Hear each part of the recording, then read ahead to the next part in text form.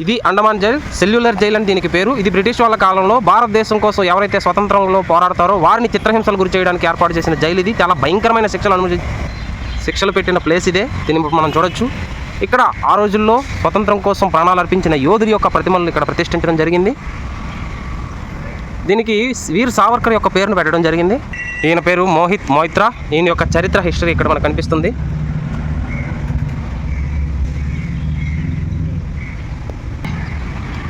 ఈయన మోహన్ కిషోర్ నమాదాస్. ఈయన కూడా ప్రాణాలు అర్పించిన గొప్ప దేశానికి త్యాగమూర్తి. మహావీర్ సింగ్. వీళ్ళంతా చూడొచ్చు మనం. వాళ్ళ ఒంటికి ఉన్న సంఖ్యలతో సహా వాళ్ళ ప్రతిమలను ఏర్పాటు చేశారు. పండిత్ రామ్ రేఖా బాలి, బాబా భాన్ సింగ్. ఈయన గురించి మనం అయితే చరిత్రలో విన్నాము. మిగతా వాళ్ళ గురించి చాలా తక్కువగానే తెలుసు. కానీ కొన్ని లక్షల మంది స్వాతంత్రం కోసం తమ ప్రాణాలు అర్పించిన వాళ్ళు వీళ్ళు పేరుగాంచిన వాళ్ళుగా మనకు కనిపిస్తున్నారు. ఇందూ భూషణ్ రాయ్. చివరిగా వీర్ సావర్కర్. జైలు నుంచి బయటకు వచ్చిన ఒక మొట్టమొదటి వ్యక్తిగా అయింది మనం గమనించవచ్చు. ఇప్పుడు మనం జైల్లోకి అయితే ఎంట్రీ అవ్వబోతున్నాం. సెల్యులర్ జైల్ అండమాన్లో ఉన్నది. దీనికి 100 సంవత్సరాల చరిత్ర ఉంది. ఎయిర్పోర్ట్లో దిగిన తర్వాత మనం డైరెక్ట్గా ఇలా వచ్చేయచ్చు. చాలా దగ్గరలోనే అన్నీ కూడా ఉన్నాయి. Cellular జైల్లోనికి entrance. టికెట్ తీసుకున్నాం, ఇప్పుడు చేస్తున్నాం. సెక్యూరిటీ గార్డ్ మన టికెట్ని ఎంటర్ చేసుకుంటున్నారు. సిస్టమ్ చెడిపోయిందంట, అందుకే హ్యాండ్ రైటింగ్తో ఇచ్చారు టికెట్.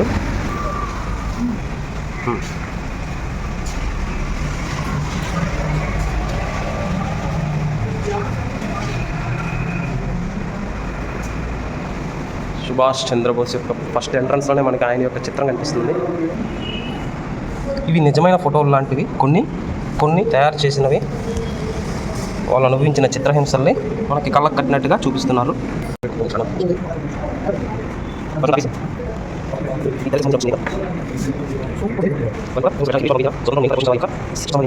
ఇది జైలు యొక్క నమూనా. ఒరిజినల్ అయితే జైలు మనకి సేమ్ ఈ ఆకారంలో ఉంటుంది. కాకపోతే చాలా వరకు పాడైపోవడం వల్ల మనకి ఎన్ని కనిపించో కేవలం ఒక 3 మాత్రమే ప్రజెంట్ మనకి చూడడానికి వీలుగా ఉన్నాయి. వారు స్వాతంత్రం కోసం చేసిన పోరాటంలో మనం ఈరోజు స్వేచ్ఛావాయువుని పీల్చుకుంటున్నాం. కాలాపాని ట్రాన్స్లేషన్. ఈ షిప్లో తీసుకొచ్చేవాళ్ళు ఫ్రీడమ్ ఫైటర్స్ అందరినీ కూడా ఇక్కడికి దేశం నుంచి.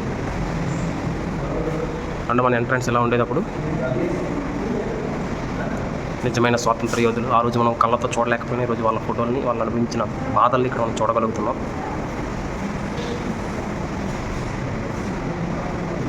బ్రిటిష్ అధికారులు వీరంతా కూడా రియల్ ఫోటో వర్క్ అవుతున్నప్పుడు ఇదంతా కూడా.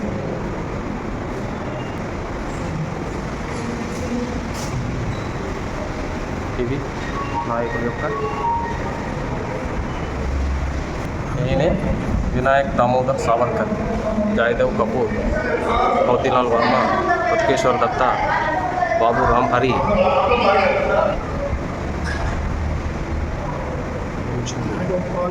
వీరంతా కూడా పేరుగాంచిన నాయకులు అనమాట. అందువల్ల వీళ్ళ ఫోటోలు మాత్రం పెట్టారు. జైల్లో అయితే కొన్ని వేల మందిని అరెస్ట్ చేయడం జరిగింది.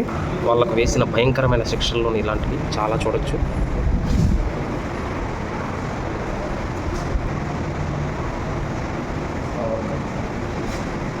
సావర్కర్ యొక్క తన ఓన్ బయోగ్రఫీని ఆయనే రాసుకున్నాడు. సామా సింగ్, ఉపేంద్రనాథ్. చాలా భయంకరమైన శిక్షలు ఉండేవి ఇక్కడ. ఇంకొకటి ఏంటంటే ఈ జైల్లోని భయంకరమైన విషయం ఏంటంటే జైల్లో 4 ఉంటే అందులో ఒకడు గనక చిత్రహింసలకు భరించలేక చనిపోతే ఆ శవం వాళ్ళతో అక్కడే ఉండేది. కుళ్ళి ఆ కంపును భరిస్తూ ఆ కంపు వల్ల కూడా చాలామంది రోగాలతో చనిపోయిన వాళ్ళు కూడా ఈ జైల్లో ఉన్నారు. చాలా భయంకరమైన చరిత్ర కలిగింది ఈ జైలు అయితే. Visiting Subhash Chandra Bose, Japanese bunker అంట. నేతాజీ సుభాష్ చంద్రబోస్ పోర్ట్ బ్లెయిర్ వచ్చినప్పుడు ఘన స్వాగతాన్ని పొందుకున్నారు. ఆయన ఇచ్చిన స్పీచ్ ఇవన్నీ మనం చూడొచ్చు. ఈ అండమాన్తో సుభాష్ చంద్రబోస్కి చాలా విడదీయలేని అనుబంధం కలిగి ఉంది.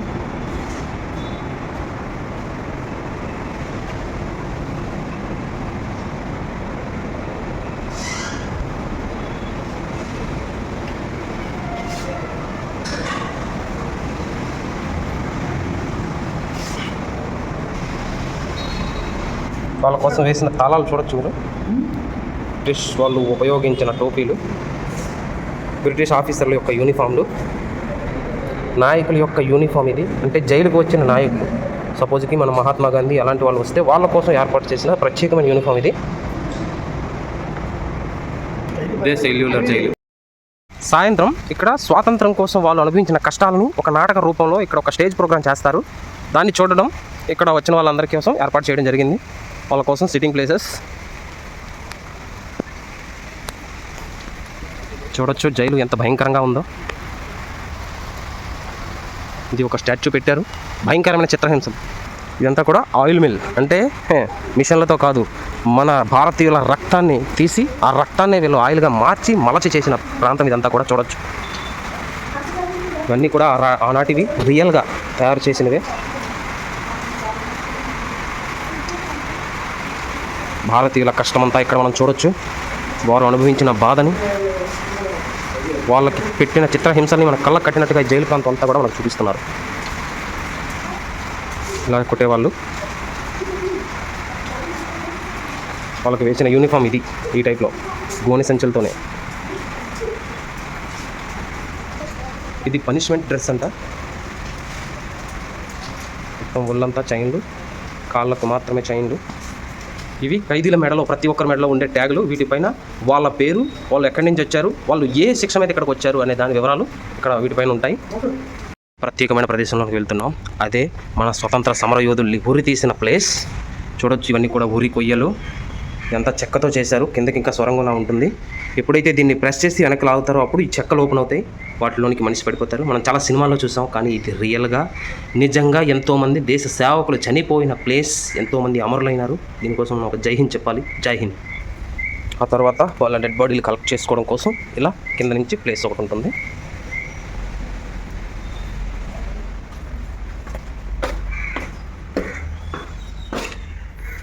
ఇక్కడి నుంచి వాళ్ళు కిందకు పడితే వేలబడేవాళ్ళు. కాళ్ళు అందుకోవడం కూడా 10 feet 15 feet ఉంటుంది. ఇది ఈయన సత్యేంద్రనాథ్ సన్యాల్, ఇక్కడే ఈయన మరణమయ్యాడు. అందుకోసం ఆయన జ్ఞాపకార్థంగా ఈ ప్లేస్ అనేది అలా ఉంచేశారు.